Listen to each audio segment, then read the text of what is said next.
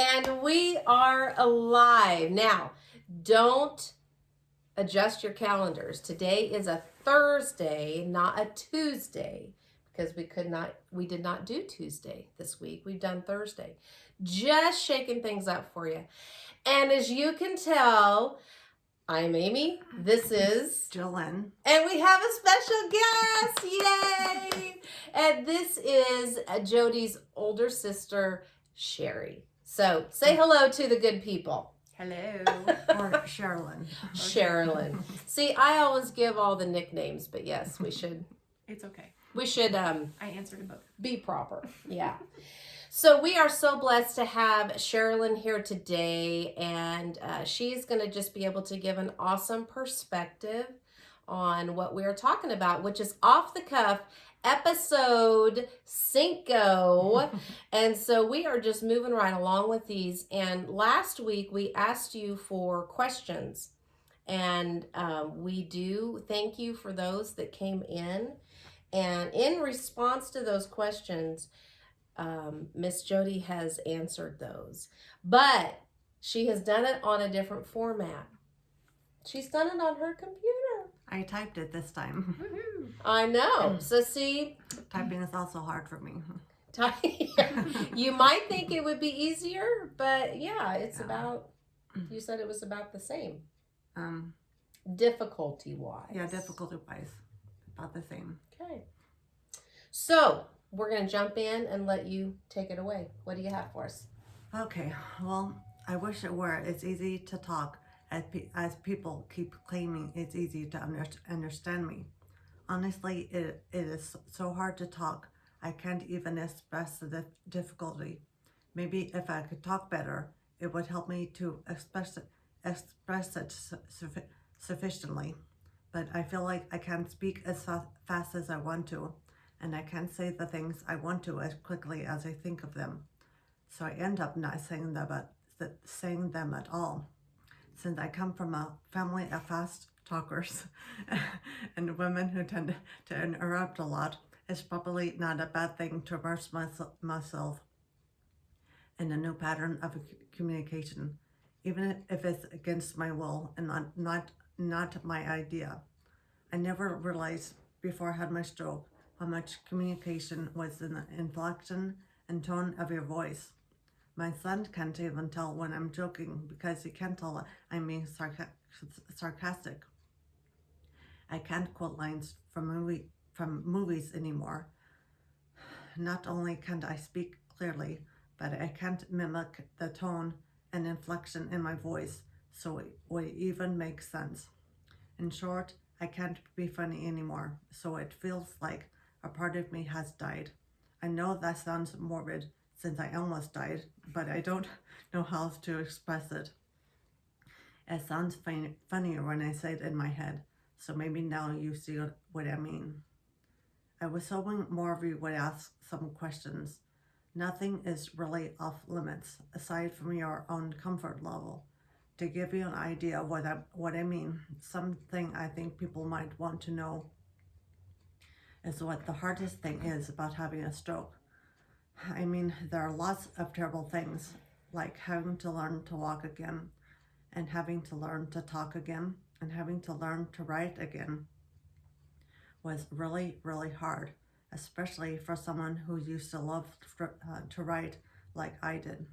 Having to start from scratch to do something you used to take for granted is just really, really hard. I remember when my therapist at Madonna first asked me to write my ABCs. No problem, right? I couldn't even write one single letter. And no, I couldn't even write my name. It's been a matter of repetition, and more repetition. And I mean writing each letter one at a time, over and over and over again. I even found a kids show on Amazon Prime called ABC Galaxy to watch at home with a small whiteboard on my lap to practice my ABCs like a preschooler. But you know what's been the hardest thing of all?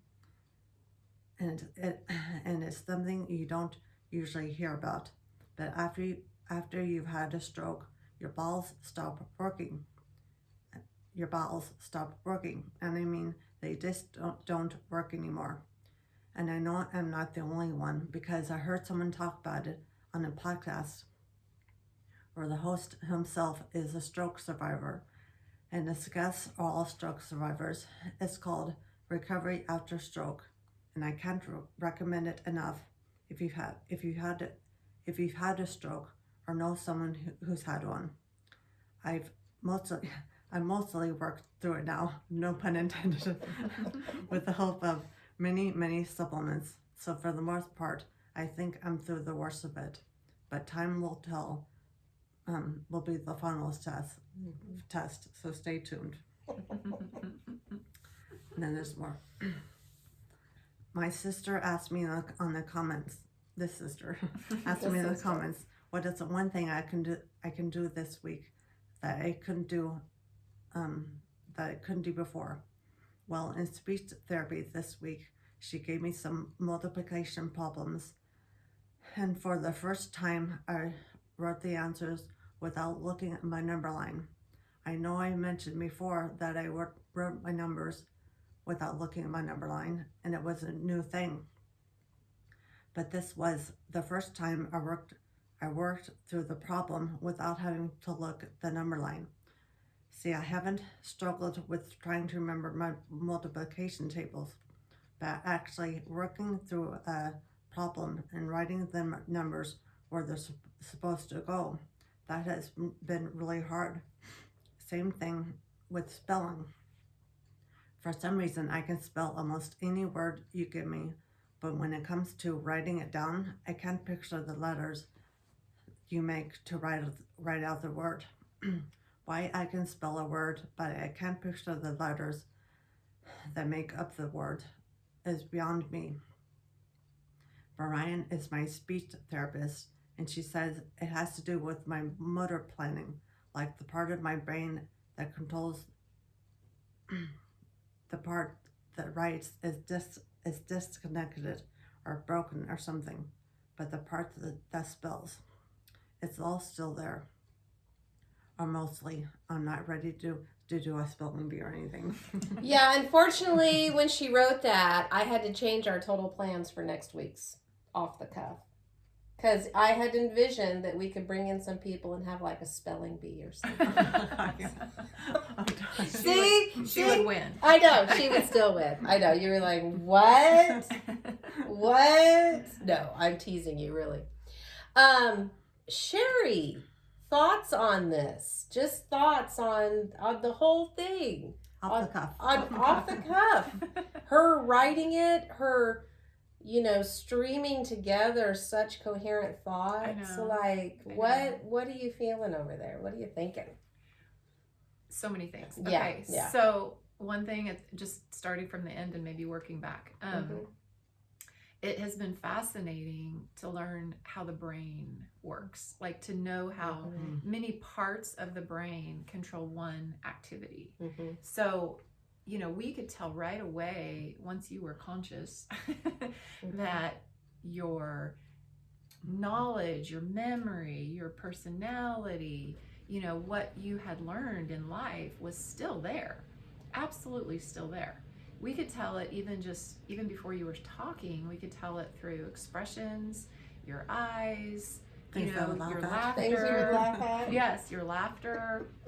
You were tracking with us, and once you started talking, there'd be times we'd be talking about memories or something, and we would be like, I don't remember exactly what that was, and then she would just pipe in like, oh, it happened this date and this time, and we were doing da da da. She had all of it, all of it's there. But you cannot understand me.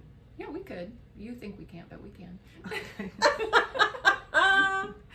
Okay, touche. Yes, that's the first part.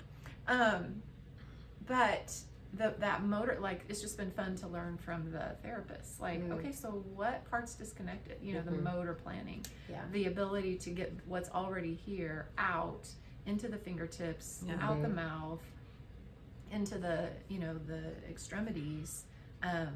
That's the part that was damaged.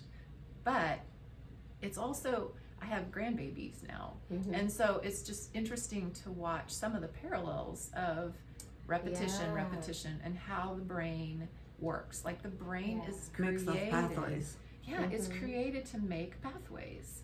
And even if there's one pathway that's damaged, it'll make another one. Yeah. But how repetition? It requires repetition, Yeah. repetition, repetition.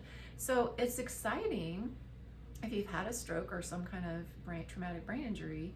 You know, they didn't, when we were growing up, they used to say, well, it's what's done is done. Yeah. And now that's all been disproven. So I think it's really important if you have, Yeah. if you know somebody with some kind of brain impact, Mhm. to know that your brain is created to heal actually faster than any other organ in the body, and that it can create all these new pathways. Amazing. And it's applicable for people who haven't been brain injured as well, because if we've created a negative critical thinking, you know, wrong identity pathway, Right. you know, that's not been damaged. It's working, it's functioning really well, but we can actually build another pathway Yeah. that's positive, grateful, thankful, you know, true identity pathway. Yes. But it's gonna feel hard at first, just like this does. Yeah. Like every time she's learning something new, it feels So hard. hard. And it's just like, okay, just give it a day. Give it 5 days. Mhm. Give it 2 weeks, and all of a sudden in 2 weeks it's not that hard anymore. And so it's, you know, it's like that for all of us. Anytime we're charting a new path, Mhm. that requires our brain to chart a new path, and it feels really hard at first, but if you'll just keep it up, that will become the superhighway instead of the road that in her case was torn down, Mhm. but in our case needs to be torn down. Needs to be. Like we can choose to chart these new paths, Wow. or God sometimes intervenes and says, I'm shutting that path down and we're gonna go this way. We're gonna go this way. Yeah. So that's been really fun. Wow. To just learn the science and how the science Mhm. and the faith and the word all tie together. You know, God is Yeah. the creator of science, so Well, it's really fun. Yeah. And I have learned recently this past weekend that how important rest is, Mhm. because Oh. this weekend I felt really burnt out, and I Mhm. thought, how can I be burnt out because my brain is already fried, you know? Mhm. But I had a stroke. But I guess in order for the pathways to solidify or something, Mhm. that you do need to rest. Mm. So that's really important. So just know that. I mean, everybody feels burned out, and I don't know. My therapist told me it was normal to feel less burned out. So I hope they're right. Yeah. Oh, And definitely. It reminds me too of like putting pressure on yourself to learn it faster doesn't really help. No. It doesn't help at all.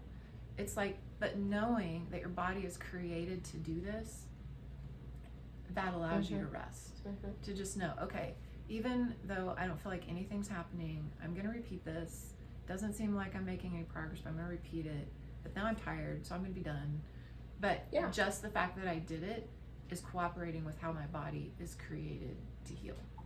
That is so good. That is so Yeah. good. And it speaks to how I know even those of you watching it, maybe you don't have this personal experience of a stroke, but it is so applicable, like you said, to those of us that haven't, because how often do we push through and fight that sign of fatigue? Yeah. And then if we don't see something in the natural, Mhm. we think surely nothing's happening. Right. But there's so much happening, Yeah. not only in your case, but in other people's cases as well. I hope that's true, because I was so burnt out, and I felt so fatigued, and so I was given I felt like I was given permission to rest. Mm-hmm. Like it was okay to rest. Definitely. Well, and maybe fatigue is actually the sign that a lot is happening. You know, fatigue might be the sign that your brain is so busy making new connections that it's just like, hey, would you We go to just sleep did a for big little while? thing. Yeah. Yeah. Well, and I read the story a long time ago that Einstein and Edison, Mm-hmm. inventors, when they would get stuck on a problem, they would go take a nap, and they would just go to sleep, and their conscious could get out of the way. Yeah. Their trying harder could get out of the way. Yeah. And their subconscious would just bubble up the answer, and they just knew that Yeah. trying harder is not gonna help me here. So Jody said it. That's the word for this time, and that is repetition. Yeah. Repetition, repetition, repetition. Yeah. And maybe some more repetition. Yeah. And then when you get tired, rest. And typing is another thing that's really hard for me, but for some reason I can type with my right hand, but not the left. But not the left. Not the left. So somehow the pathways my fingers know what to do with my right hand, but my left hand is not so good. Well, and let me clarify. I've learned that sometimes when you say I can't, it actually means I can't do it as well as I used to do it. Well, that's for sure. That's a huge clarification. A huge difference. Okay, And, I like that. Yeah, and it's Okay. not as easy Okay. on the left hand, but you Sure. can.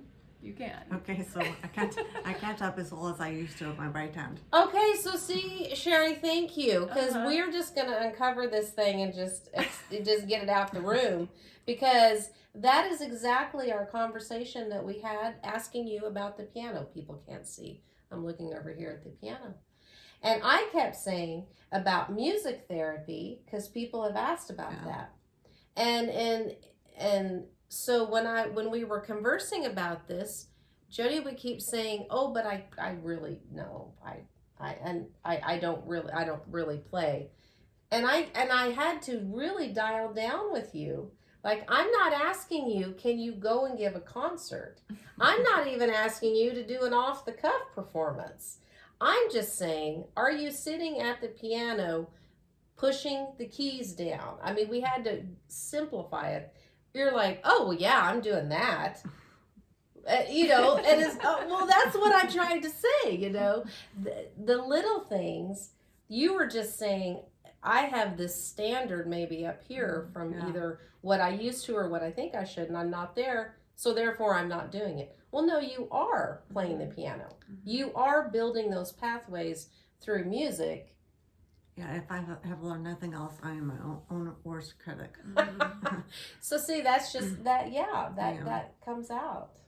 I think that is something we can all take away too, that haven't had a stroke, is just to say, we have this idea of who we want to be. Right. All of us have this idea of who we want to be. Yeah. And we are always comparing ourselves to that instead of looking at the progress that we've made toward that goal. So true. And I just think about one time I was listening to Graham Cook, and he said, when your child is learning to walk, and you're like, come on, come here, and you're cheering them on, and they're holding onto the couch, and they turn around and they drop down and crawl to you as fast as they can. You don't say, you rotten kid, why are you walking yet? Right. You say, oh, and you say, you pick them up and you kiss them on their little cheeks, and you say, you're so cute, and then you go put them by the chair again, and you say, come on, you can do it, you can do it. Yeah. And they take maybe one step, and then they get down and crawl to you as fast as they can. And just that, that appreciation and that joy in the process of becoming. If we can take joy in the process of becoming. I was listening to Charles Stanley on the way here, and he said it's important to learn to squeeze out every blessing you can from every trial and sorrow. I know. It's like, that's squeeze. amazing. Okay. Squeeze out. Isn't that? Don't you kind of feel like that's you feel like you're doing that? Yeah. Yeah. I'm trying to do that every day. But what can cause that blessing not to be seen is if we're comparing to where we want to be, instead of, wow, look what I did today. Look at the progress I made today, or look at, Yeah, I'm constantly comparing myself to what I used to be able to do. Oh, sure. Not what I could do last week, I can't remember last week. I mean, because that's part of the blessing, that you still have those memories. But the other side, the flip side, is it drives you nuts because you have those memories and you know what it was. But we're working through, that's the journey. That's why we're sharing this with you, because there are so many practical tips that you can be taking away from her journey. So, and I learn things all the time through her. And one thing I would, at the beginning, you talked about you're not funny anymore. You are hilarious. Thank you, Sherry. We did not even discuss that, but I'm like, I really hope she says something about that because this girl cracks me up all the time. And honestly, oh my gosh, from even early on, we laughed so much. Yeah. Even at Wesley, you know, when you don't have any memories of that, but they used to come in and every hour they would wake her up and yell at her because that was their neuro check. Yeah. To see if she would respond. Yeah. And you would give them the stink eye like I have never seen. How rude. I know. I'm sleeping here, like, people. You know, and we would talk to you in a normal voice, and you would open your eyes, you would smile, you know, you would we could tell you knew we were there and we were talking to you. And then these doctors would come in and just scream at you. And I finally said, after a few days, I said, you know, because then you would turn away, like you would not cooperate with them at all. They wanted you to move, but you would just like turn away and ignore them. You know, like, sorry, dude, I know who you are, and it is not happening. And so I finally said, look, you're going to have to make friends with her because you're just yelling at her all. She doesn't like you. And so you did. I really did that. No, I said that. No, I really did that. Yes, you really I ignored did them and put my foot down. Yeah. So finally he just got a little nicer about it, and then you responded to him, and I was like, see, she just, you know, she's a good friend, you know. But it was hilarious. Like your personality was that Dr. Hussein or Dr. No, that DeCall? was DeCall. Yeah. Well, even now I know that you say things that just crack me up, and I know the inflection is so different. I know what you say about the monotone. I know what you're saying. Yeah, it's definitely hard. I can't quote movie lines anymore. Well, they might sound different, but you know that we'll still laugh. Who doesn't love a good movie line quote? Come on. And they say that you quoted it when I did in the hospital, and I laughed. I did. We'll have to. I will share that real quick, and then we'll think of your closing thoughts. Okay. But yes, this was so funny. If any of you went to school with Joni and I, you know how big Airplane was. And just how we just quoted that. And it was just such a stupid, dumb movie, but it was just simple. It was just slapstick comedy, I would call it. And so I had gone up to visit her in Wesley one day and was sitting there with her. And one of the nurses said, "Would you like some coffee?" to me. And I said, "Oh, that sounds so great." And she had not been talking. She has no memory of this. She was just in the bed, recuperating, not participating with the world yet. And I said, "Yeah, that'd be great. Thank you." And she said, "Oh, do you take anything in it?"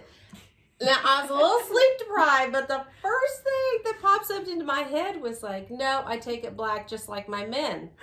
And that, which is a line from Airplane.